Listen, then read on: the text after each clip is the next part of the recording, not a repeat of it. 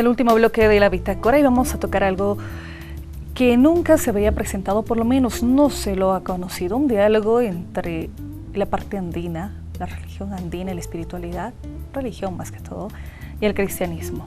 Y vamos a tomar algo que Rafael nos decía extra cámaras. Rafael. Hay una tarea pendiente y que tiene que ver con hacia una geopolítica de lo sagrado y tiene que ver con el hecho de que todas las espiritualidades están amenazadas en la expansión y el desarrollo de la modernidad. Esta espiritualidad idolátrica refuncionaliza a las religiones y las subsume en torno a la reproducción de la maximización de la acumulación de las ganancias. Eso tiene que ver con el hecho de que las religiones hoy en día más influyentes son también financieramente fuertes, ¿no? Y en este caso, por ejemplo, podríamos citar los mormones, ¿no? Son los dueños de la cadena Marriott, de la cadena de hoteles Marriott en Estados Unidos. Entonces, muchas religiones hoy en día, o denominaciones, están emparentadas. Y están emparentadas con el poder. Grandes cifras de dinero. Incluso el Vaticano tiene un banco del Vaticano. Incluso hay en el capítulo 3 de la serie del Padrino, muestra eso, en el que están íntimamente ligadas. La religión resignificada en torno a la reproducción del capital, a la maximización de la acumulación de las ganancias. Entonces,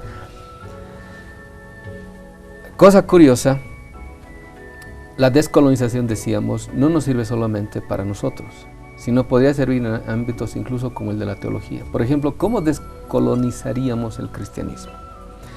El cristianismo actual que conocemos es la versión griega latina de una religión que no tiene origen ni en Grecia ni en Roma, sino en el mundo oriental, en el cercano oriente, en Israel.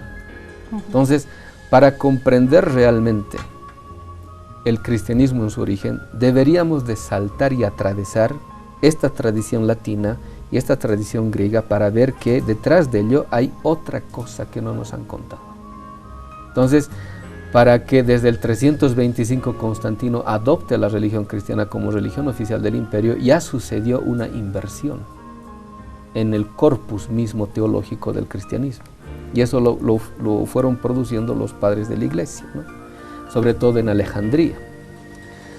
Cuando llega el padre Valverde acá, junto con Pizarro, se nos contó de que Atahualpa se puso la Biblia en la oreja, no escuchó nada y arrojó la Biblia. Pero eso, digamos, es la caricatura del asunto, porque existe una respuesta de Atahualpa, eso no nos han contado. Entonces voy a leer un poco la respuesta que le da Atahualpa al padre Valverde, porque el padre Valverde le expone la doctrina de la iglesia y quiere que el Inca acepte eso sin peros, o sea, acepte eso de modo obediente. Pero la respuesta que le da Atahualpa es ejemplar. Se le va a decir: me ha dicho vuestro hablante, o sea, el padre Valverde, porque están ahí Pizarro, Almagro y los demás, dice, que me proponen 5 varones señalados que debo conocer. En primer lugar le dice 5 varones señalados, o sea, el Inca ya se da cuenta que es una religión androcéntrica, o sea, puro varones, no hay mujer. Entonces dice, el primero es el Dios, al que llamáis criador del universo. Pregunta a Atahualpa, ¿por ventura es el mismo que nosotros llamamos Pachacamac o Viracocha? Está preguntando. Padre Valverde no sabe responder aquello.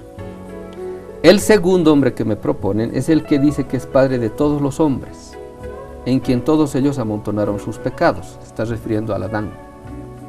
El tercero llamáis Jesucristo, solo el cual no echó sus pecados en aquel primer hombre, pero que fue muerto. Al cuarto nombráis Papa. Al quinto es Carlos, a quien sin hacer cuenta de los otros llamáis poderosísimo y monarca del universo y supremo de todos. Ahora pregunta Atahualpa, dice, pero si este Carlos es príncipe y señor de todo el mundo, ¿qué necesidad tenía de que el Papa le hiciese nuevas concesiones y donaciones para hacerme guerra y usurpar estos reinos? Y si la tenía, luego el Papa es mayor señor, y no Carlos, y más poderoso y príncipe de todo el mundo, y no Carlos. También me admiro que digáis que estoy obligado a pagar tributo a Carlos y no a los otros, porque no dais ninguna razón para el tributo, ni yo me hallo obligado a darlo por ninguna vía. Porque si de derecho hubiese de dar tributo y servicio, paréceme que se debería dar a aquel Dios, y a aquel hombre que fue Padre de todos los hombres, y a aquel Jesucristo que nunca amontonó sus pecados. Finalmente se debía de dar al Papa. Pero si dices que a estos no debo dar, menos debo dar a Carlos, que nunca fue señor de estas regiones, ni nunca le diste. Entonces la respuesta es ejemplar. Frente a esa respuesta lógica, argumentativa, intachable, ¿cómo responden los españoles? Y los propios cronistas cuentan. A este tiempo los españoles, no pudiendo sufrir la prolijidad del razonamiento del Inca, salieron de sus puestos y arremetieron con los indios para pelear con ellos y quitarles las muchas joyas de oro y plata. Entonces, la violencia. Frente al argumento, la violencia del conquistador. Entonces, ¿qué decía? Que ha tratado de hacerse racional, digamos. ¿Qué decía Bartolomé de las Casas? La única forma de predicar es con el ejemplo de vida. No basta con predicar la buena nueva, sino con el ejemplo de vida. El ejemplo de vida debe acompañar a la predicación. Entonces, el ejemplo de vida era perverso. Era completamente autocontradictorio con lo que proponían religiosamente.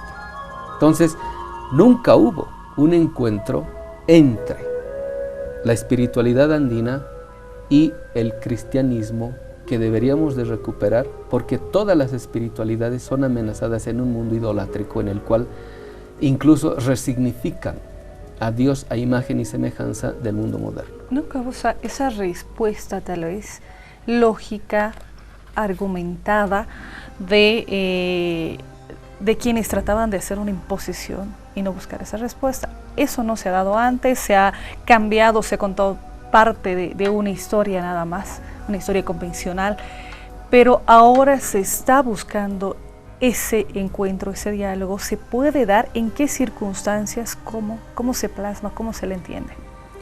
Es posible el diálogo por lo siguiente. Hoy en día existe una tendencia postmoderna, relativista, de la inconmensurabilidad de los mundos de la vida, que lo proponen entre otros los comunitaristas. Por ejemplo, Taylor sería uno de ellos, que dice que las culturas al interior de sí mismas sí pueden encontrar estructuras racionales en las cuales se puede argumentar, pero unas con otras no, porque no habría modo de comunicación, porque serían inconmensurables. Pero lo que no se dan cuenta estos autores es lo siguiente, de que, por ejemplo, toda cultura tiene que afirmar en última instancia la vida. O sea, toda cultura nace de la afirmación de la vida. Entonces, el hilo conductor que hace posible un diálogo entre culturas es esto que hace posible a toda cultura, la afirmación de la vida. Toda cultura tiene que afirmar la vida. Y toda cultura explicita en qué concibe que es la vida. Entonces, si las culturas, las religiones, las espiritualidades nos muestran algo de lo que es la vida, de lo que es la divinidad, de lo que es lo sagrado, etc., no agotan todo, pero nos muestran algo. Y ese algo no está divorciado de lo que las otras también nos muestran y nos manifiestan. Entonces, hay diálogo en un nivel profundo porque todas nos están enseñando algo de aquello que queremos manifestar, ¿no? Por ejemplo, voy a hacer aquí un diálogo. Cuando el Inca Garcilaso de la Vega empieza a exponer y explicar a quienes adoraban los incas, ¿no? Porque te acuerdas, Atahualpa pregunta, ¿será por ventura este criador del universo a quien llamamos Pachacamac y Viracocha?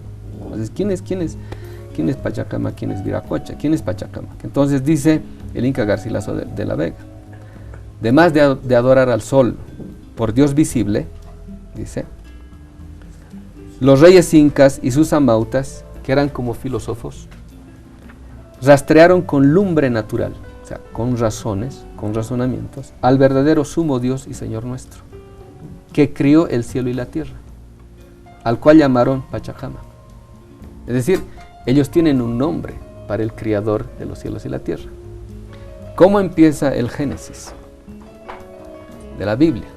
En hebreo empezaría Bereshit varach Elohim et hashamayim bet haaretz. En el principio, la traducción usual que tenemos de eso es: en el principio creó Dios los cielos y la tierra. Pero si lees en hebreo, aparece que en el principio fue creado Elohim, en el principio fue creado Dios. Bereshit Baraj sería: en el principio, el primer acto de creación fue la bendición. Beraj viene de Berajá, que es bendición. Entonces, ahí podemos encontrar una cuestión interesante, ¿no? Detrás del Dios visible aparece alguien, un Pachacamac. Ahora, ¿qué sigue diciendo el Inca Garcilaso de la Vega? Pachacamac es nombre compuesto de Pacha, que es mundo universo, y de Kama, participio presente del verbo Kama, que es animar. Este verbo se deduce del nombre Kama, que es alma. Pachacama quiere decir el que da ánima al mundo universo, y en toda su propia y entera significación quiere decir el que hace con el universo lo que él anima con el cuerpo. Si recuerdas el prólogo al Evangelio de San Juan, es algo similar. Entonces quiere decir que pueden dialogar más allá de toda la historia de dominación que ha sucedido en nombre de una religión del amor. Podemos dialogar, atravesar toda esta historia y hermanar espiritualidades, porque todas están siendo amenazadas por un mundo profundamente antiespiritual. Por eso la lucha no es solamente física, es una lucha espiritual. Alguna vez se decía, vamos a acabar con esto, alguna vez se decía lo siguiente, ¿no? No bastan los ejércitos cuando quieres luchar con un enemigo poderoso. También necesitas un ejército espiritual, porque el ejército espiritual también es un frente que tienes que saber enfrentar. El frente espiritual es algo que necesitamos urgentemente, porque este mundo que está en decadencia se está cayendo, se está derrumbando. Entonces no podemos nosotros derrumbarnos con él. Entonces, ¿cómo nosotros podemos estar salvaguardados de ese derrumbe? Reconstituyéndonos espiritualmente, éticamente. Y esa debería ser la labor también de una descolonización en este año. Hemos hablado de espiritualidad concreto, Rafael. Hemos empezado con una luz, una vela, que lo decíamos se genera a partir de la oscuridad y es más potente que la que ilumina donde nunca la hubo. Cerramos el programa. Ahora el espíritu es la luz. En un mundo en decadencia necesitamos luz. En un mundo en decadencia donde todo está en crisis, todo también está en oscuridad. Y si te das cuenta, la luz de una pequeña vela es capaz de alumbrar la oscuridad más grande que puedas imaginar. Perfecto. Nosotros hemos terminado la bitácora. Usted, muchas gracias por su preferencia. Hemos hablado de geopolítica, de lo sagrado y de esto que es importante conocerlo, aplicarlo y que se está buscando precisamente la parte espiritual. Nos despedimos. Gracias por su preferencia.